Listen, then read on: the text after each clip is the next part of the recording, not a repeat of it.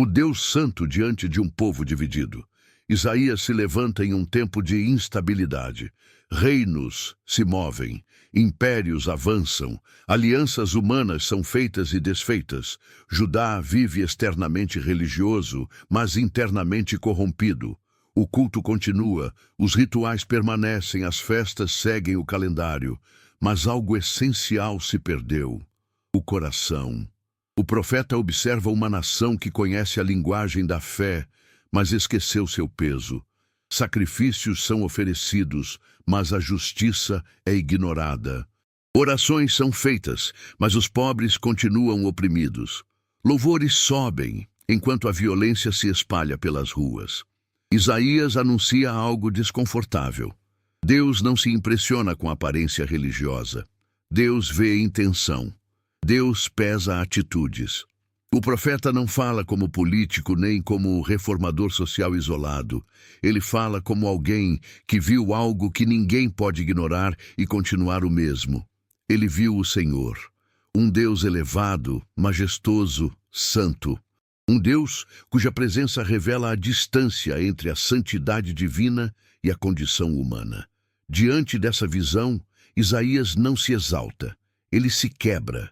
Reconhece sua própria impureza e a impureza do povo. Essa visão muda tudo, porque Isaías entende que o problema de Judá não é apenas político ou econômico, é espiritual. A nação se afastou do centro, tentou sustentar segurança com alianças humanas e poder militar, enquanto abandonava a confiança no Deus que a formou. O profeta denuncia líderes corruptos, juízes injustos e governantes que exploram o povo. Ele fala contra a arrogância, contra a confiança no orgulho humano e contra a ilusão de que prosperidade significa aprovação divina. Isaías anuncia que o julgamento virá, não como vingança cega, mas como consequência inevitável. O afastamento de Deus sempre gera ruína, mesmo quando parece confortável no início. A disciplina divina surge não para destruir, mas para expor. Não para aniquilar, mas para corrigir. Ainda assim, desde o início, Isaías deixa claro: o julgamento não é a palavra final. Deus não abandona sua aliança. Mesmo quando o povo se afasta, Deus permanece fiel ao que prometeu. A disciplina prepara o caminho para a restauração. A dor antecede a cura, a queda antecede o reerguer. Isaías anuncia que haverá um remanescente. Nem todos se perderão, nem tudo será destruído. No meio do juízo, Deus preserva um povo que aprenderá novamente a confiar, a ouvir e a obedecer. A mensagem inicial de Isaías é dura, mas necessária. Antes da esperança vem a confrontação. Antes da restauração vem a verdade. Isaías não suaviza a realidade. Ele revela que não há futuro possível sem arrependimento verdadeiro. Não há aliança viva sem transformação do coração. E assim começa Isaías. Não com promessas fáceis, mas com a santidade de Deus diante de um povo dividido. O juízo sobre as nações e a falência do poder humano. A voz de Isaías não se limita a Judá, ela atravessa fronteiras. O profeta ergue os olhos e enxerga o cenário maior da história. Nações se levantam com arrogância, constroem exércitos, erguem muralhas e acreditam que sua força garantirá permanência. Mas Isaías anuncia algo que nenhum império gosta de ouvir, nenhum poder humano é eterno. Reinos surgem e desaparecem, governantes se exaltam e caem. Aquilo que hoje parece invencível amanhã se torna ruína. O profeta declara que as nações não são apenas agentes do caos, mas também estão sob o governo soberano de Deus. Isaías anuncia juízo sobre povos vizinhos e potências dominantes, não por rivalidade política, mas por soberba, violência e injustiça. Cada nação que se ergue como absoluta, esquecendo que existe um Deus acima da história, caminha para sua própria queda. O profeta revela que Deus não governa apenas Israel, ele governa tudo. Essa afirmação desmonta a lógica humana. As alianças políticas, os pactos militares e as estratégias diplomáticas são apresentados como frágeis. Aquilo que parece prudente aos olhos humanos, muitas vezes se revela traiçoeiro diante de Deus. Judá buscou proteção em potências estrangeiras. Confiou mais em cavalos, carros e tratados do que na palavra do Senhor. Isaías denuncia essa troca perigosa. Confiar em forças humanas no lugar de Deus é construir segurança sobre areia. O profeta descreve o orgulho das nações como algo que precede a ruína. A altivez humana gera cegueira. A prosperidade gera ilusão de controle. Mas quando Deus retira seu favor, até o império mais poderoso se dissolve rapidamente. Isaías mostra que o juízo não é apenas punição, é revelação. Ele revela o que realmente sustenta uma sociedade. Quando a justiça é abandonada, quando a verdade é negociada e quando o fraco é esquecido, a estrutura interna começa a ruir, mesmo que externamente tudo pareça estável. O profeta descreve cidades vazias, mercados silenciosos, festas interrompidas. A alegria superficial desaparece. O que resta é o peso das escolhas feitas sem Deus. Ainda assim, Isaías não se alegra com a queda das nações. Ele lamenta, porque o juízo não é prazer divino, mas consequência de caminhos escolhidos. Deus não se compraz na destruição. Ele adverte antes. Ele chama ao arrependimento. Ele oferece oportunidade de retorno. Mas quando o orgulho se recusa a ouvir, o juízo se torna inevitável. Isaías anuncia que o dia do Senhor se aproxima. Um tempo em que tudo o que é elevado será humilhado. Tudo o que é arrogante será abatido. Tudo o que se apresenta como absoluto será revelado como transitório. Esse dia não exalta o caos. Ele exalta a soberania de Deus. O profeta aponta para um futuro em que o Senhor será reconhecido como o único Rei verdadeiro, onde a glória humana perde seu brilho diante da santidade divina. A mensagem é clara. Não há segurança fora de Deus. Não há poder que resista ao tempo sem Ele. Não há nação, império ou líder que possa ocupar seu lugar. E assim, Isaías amplia o horizonte do ouvinte. O problema não é apenas local, é universal. O coração humano, em qualquer cultura e época, tende a substituir Deus por poder, riqueza e controle. E essa substituição sempre termina da mesma forma, em queda. Mas, mesmo aqui, em meio ao anúncio do juízo, uma semente de esperança começa a ser plantada. Porque se Deus governa sobre as nações, então a história não está à deriva. Ela caminha para um propósito. O remanescente, a luz na escuridão e a promessa do Messias. Quando tudo parece caminhar para a ruína, Isaías anuncia algo que muda o rumo da história. Nem todos se perderão. No meio do juízo, Deus preserva um remanescente. Um povo pequeno, aparentemente frágil, mas sustentado não por força militar ou alianças políticas, e sim pela fidelidade divina. Esse remanescente não é definido por número, mas por postura. São os que aprendem a confiar novamente no Senhor. Isaías revela que a esperança não nasce da maioria, mas da fidelidade. A escuridão se espalha sobre a terra. Confusão, medo e violência se tornam parte do cotidiano. Mas o profeta declara que a escuridão não terá a palavra final. Uma luz começa a despontar, não como clarão imediato, mas como promessa segura. O povo que andava em trevas verá grande luz. Essa luz não surge de reformas humanas, nem de novos sistemas políticos. Ela vem de Deus. Isaías anuncia o nascimento de alguém que carregará essa luz. Um governante diferente de todos os outros. Um líder cujo poder não se baseia na opressão, mas na justiça. Um filho será dado. Isaías descreve esse personagem com títulos que ultrapassam qualquer reinado humano. Conselheiro admirável, Deus forte, Pai da eternidade, Príncipe da paz. Sua autoridade não terá fim. Seu governo não será sustentado por violência, mas por retidão. Essa promessa ecoa como esperança em meio ao caos. Enquanto reis falham, um rei verdadeiro se aproxima. Isaías também anuncia que esse Messias não surgirá com ostentação. Ele virá de forma simples, como um broto que nasce de um tronco aparentemente morto. Onde todos veem fim, Deus gera começo. O profeta descreve alguém cheio do Espírito do Senhor, alguém que julga com justiça, defende os pobres e confronta a perversidade. Um governante que não se guia por aparência, mas por verdade. Essa promessa transforma a leitura de Isaías. O juízo não é o fim da história, é o caminho para a redenção. Isaías mostra que Deus não abandona seu povo mesmo quando o corrige. A disciplina prepara o coração para reconhecer a necessidade de um Salvador. A dor expõe a fragilidade humana e abre espaço para a graça. O profeta também amplia essa esperança para além de Israel.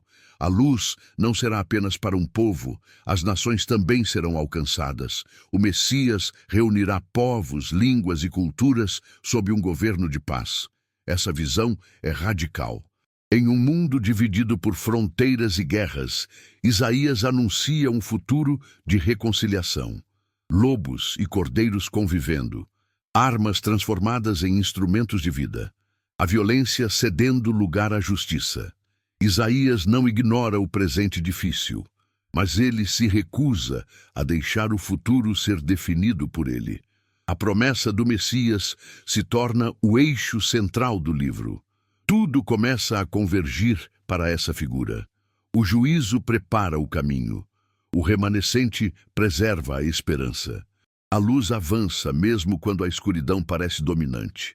Isaías ensina que a fé verdadeira não é negar a realidade, mas confiar que Deus age além dela. E assim, em meio à crise, nasce a promessa que sustentará gerações. Um sinal de que Deus não apenas governa a história, mas entra nela para transformá-la. O servo sofredor, a dor redentora e o caminho da salvação. À medida que a mensagem de Isaías avança, a promessa do Messias ganha contornos inesperados. O profeta começa a falar de alguém que não se impõe pela força, alguém que não conquista pela espada, alguém cuja missão não será marcada por aplausos imediatos, mas por rejeição, dor e silêncio. Surge a figura do servo, um servo escolhido por Deus, sustentado pelo Espírito, enviado não para esmagar, mas para restaurar. Ele não grita nas ruas, não quebra o caniço rachado, não apaga o pavio que ainda fumega. Sua força se manifesta na mansidão, sua autoridade na fidelidade. Isaías revela que o caminho da redenção não será triunfal, segundo os padrões humanos. Será doloroso. O servo é descrito como alguém sem aparência atraente. Não chama a atenção por imponência. Não desperta admiração pelo exterior. Ele cresce como raiz em terra seca, em meio a um cenário que não promete vida, e ainda assim é sobre ele que repousa o propósito divino. O profeta declara que o servo será desprezado e rejeitado, conhecedor da dor. Alguém que carrega sofrimento como companhia constante. Os homens desviam o rosto, o evitam, o consideram ferido por Deus, castigado, abandonado. Mas Isaías revela a verdade escondida. Ele não sofre por si mesmo, ele sofre pelos outros. O servo toma sobre si as dores que não lhe pertencem, carrega enfermidades que não causou, recebe golpes que não merecia. O castigo que traz paz aos outros recai sobre ele. Suas feridas se tornam caminho de cura. Essa revelação muda tudo. A redenção não virá por vingança, mas por substituição. O servo não responde com violência, não se defende, não se justifica. Como cordeiro levado ao matadouro, ele permanece em silêncio. Sua entrega não é fraqueza, é obediência consciente. Isaías afirma que foi da vontade do Senhor esmagá-lo, não por crueldade, mas porque através desse sofrimento algo maior seria alcançado. A culpa seria removida. A separação seria tratada. O caminho para a reconciliação seria aberto. O profeta declara que o servo verá o fruto do seu trabalho e ficará satisfeito. Mesmo passando pela morte, ele não permanecerá nela. Deus prolongará seus dias. Seu sacrifício não será em vão. O servo justificará a muitos. Essa parte de Isaías é o coração pulsante da esperança. O juízo anunciado anteriormente encontra aqui sua resposta definitiva. A justiça divina não ignora o pecado, mas também não abandona o pecador. A dor do servo se torna ponte entre o homem e Deus, entre a culpa e o perdão, entre a ruína e a restauração. Isaías revela que o caminho da salvação não passa pelo orgulho humano, mas pela humildade divina. Deus se aproxima do sofrimento humano e o transforma em instrumento de redenção. O profeta antecipa algo que ultrapassa seu próprio tempo. Um Salvador que não domina pelo medo, mas vence pelo amor sacrificial. Essa mensagem atravessa o livro como um divisor de águas. Depois do servo, nada pode ser lido da mesma forma. A esperança deixa de ser apenas política ou nacional e se torna profundamente espiritual. A redenção agora é pessoal e universal. A nova aliança, o consolo e a restauração do povo. Depois da dor revelada no servo, a voz de Isaías muda de tom. O anúncio deixa de ser apenas confrontação e se torna consolo. O profeta fala a um povo cansado, marcado pelo exílio, pela perda e pela sensação de abandono. Ele declara que Deus não se esqueceu, que o silêncio não foi rejeição, que a disciplina não anulou a aliança. Consolai, consolai o meu povo. Essa palavra inaugura uma nova etapa. Deus se aproxima não como juiz distante, mas como pastor cuidadoso. Ele reúne as ovelhas, carrega as mais fracas nos braços e conduz com ternura. O poder que governa as nações se revela também como cuidado pessoal. Isaías afirma que o sofrimento não será eterno. A iniquidade foi tratada, a culpa foi encarada. O caminho está sendo preparado. Uma estrada se abre no deserto. Onde antes havia ruína, Deus cria passagem. Onde havia cativeiro, Deus anuncia libertação. O retorno não é apenas geográfico, é espiritual. O povo é chamado a reencontrar sua identidade. O profeta lembra que Deus não se cansa, o homem se enfraquece, os jovens tropeçam, os fortes se esgotam, mas os que esperam no Senhor renovam as forças. Voam alto, correm sem se cansar, caminham sem desfalecer. A esperança não está na energia humana, mas na fidelidade divina. Isaías confronta novamente os ídolos. Eles são feitos por mãos humanas, carregados nos ombros, incapazes de responder ou salvar. Em contraste, Deus carrega seu povo desde o nascimento até a velhice. Enquanto os ídolos precisam ser sustentados, Deus sustenta. Essa diferença é decisiva. A nova aliança anunciada não se baseia em rituais vazios, mas em relacionamento restaurado. Deus promete escrever sua lei no coração, formar um povo que reflita sua luz entre as nações. Isaías declara que Israel foi chamado para ser testemunha, não por perfeição, mas por redenção.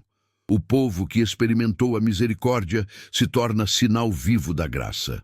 A restauração não é apenas benefício interno, é missão externa.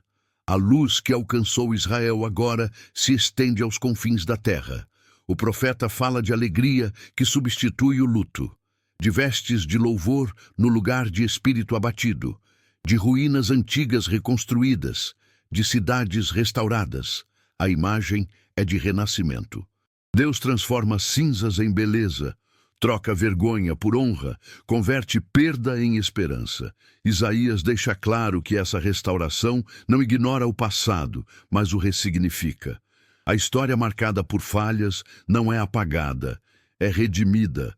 O povo não retorna o mesmo, ele retorna transformado. O consolo de Deus não é superficial, ele toca feridas profundas. Ele cura o que estava quebrado. Ele reposiciona o coração. Essa promessa sustenta gerações. Mesmo quando o cumprimento parece distante, a palavra permanece firme. Deus é fiel ao que prometeu. A nova aliança se apresenta como convite: levantar-se, ouvir, retornar. Porque o Deus que julgou é o mesmo que restaura. O Deus que disciplinou é o mesmo que consola. A história não termina em ruína, mas em reconstrução. E Isaías prepara o coração do ouvinte para o desfecho final. Um futuro onde a redenção se completa e a glória do Senhor se torna visível a todos.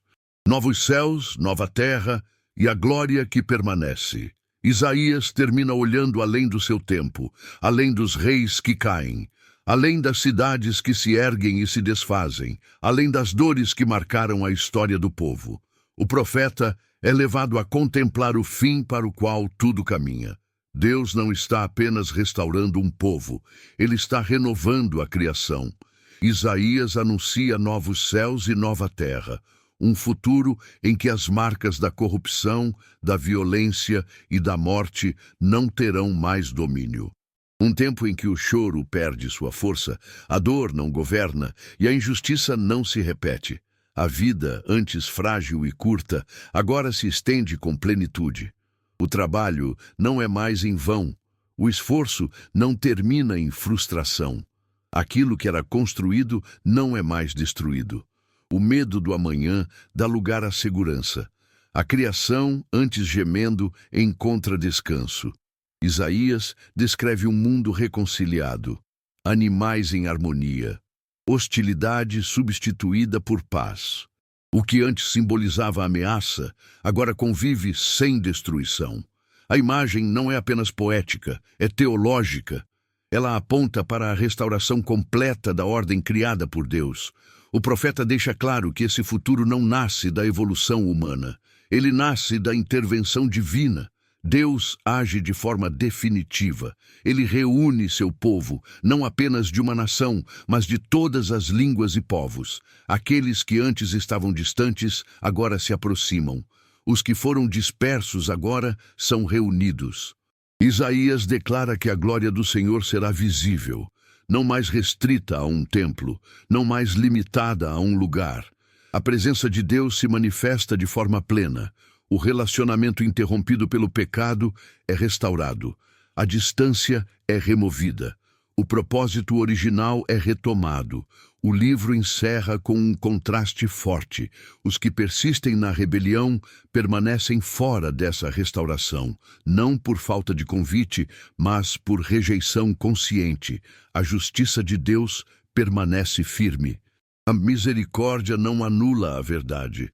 Isaías não termina com ambiguidade. Ele apresenta escolha, vida ou resistência, esperança ou endurecimento, restauração ou afastamento.